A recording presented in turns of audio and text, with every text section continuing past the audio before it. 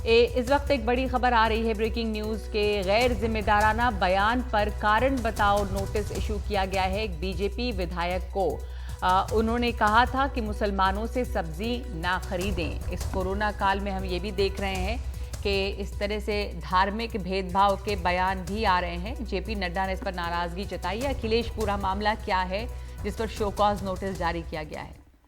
देवरिया के ये बीजेपी के विधायक हैं जो अपने इलाके में गए थे, 10-15 लोगों से बातचीत कर रहे थे, तभी जो है उन्होंने एक विवादास्पद टिप्पणी की। जब उनको ये बोला गया कि कुछ ऐसे दुकानदार हैं सब्जी बेचने वाले जो अपने फलों पर थूक देते हैं, तो इस पर उन्होंने कहा कि इन लोगों से आप सब्जी मत खरीदिए। और सबसे बड़ी बात तो ये कि जब ये बयान उनका चला, सोशल मीडिया पर वायरल हुआ, इसके बाद जब पत्रकार उनके पास पहुंचे तो उन्होंने कहा कि उन्होंने कोई भी गलत बयान नहीं दिया है, बल्कि उन्होंने अपने पुराने बयान का बचाव किया। तो वो अपने पुराने बयान पर अडिग रहे। और इसके बाद जब ये खबर यहाँ बीजेपी के राष्ट्रीय अध्यक्ष जेपी नड्डा को लगी तो उन्होंने सख्त नाराज़गी उनके बयान पर जताई है। उन्होंने तुरंत ही यूपी बीजेपी को ये निर्देश दिया है कि इस मामले में सख्त से सख्त कार्रवाई की जाए, और साथ ही ये भी पूछा भी कि इस मामले में कार्रवाई अभी तक क्यों नहीं की गई।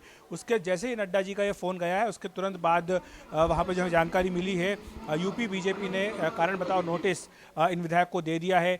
जेपी नड्डा ने यह भी कहा है कि इस तरह के जो विवादास्पद बयान हैं वो बर्दाश्त नहीं किए जाएंगे। नगमा, तो देवरिया के विधायक हैं सुशील तिवारी, जिन्हें कारण बताओ नोटिस यानी शो कॉज नोटिस जारी किया गया है।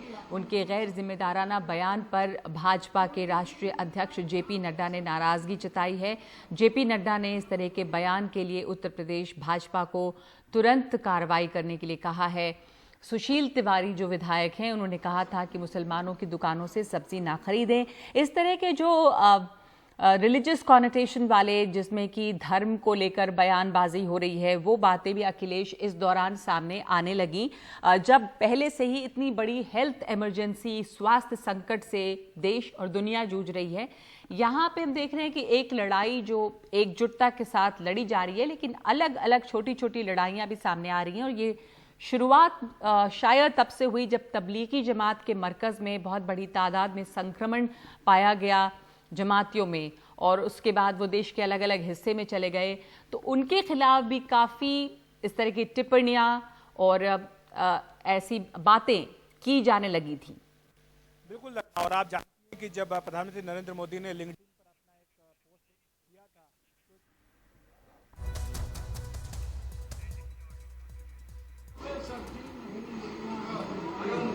तो हम आपको अखिलेश की इस वक्त आवाज़ नहीं पहुंच पा रही है, उनसे हमारा संपर्क कट गया है। पर अखिलेश इसी बात को दोहरा रहे थे कि जब जो जमात का मरकज़ है वहाँ पर संक्रमित लोग पाए गए और उसके बाद वो वहाँ से निकलकर हिंदुस्तान के अलग अलग कोने में गए, जिससे कोरोना काफ़ी फैला। उसके बाद हमने देखा है कि इनके खिलाफ एक नफरत फैली, शक भी फैलता चला गया।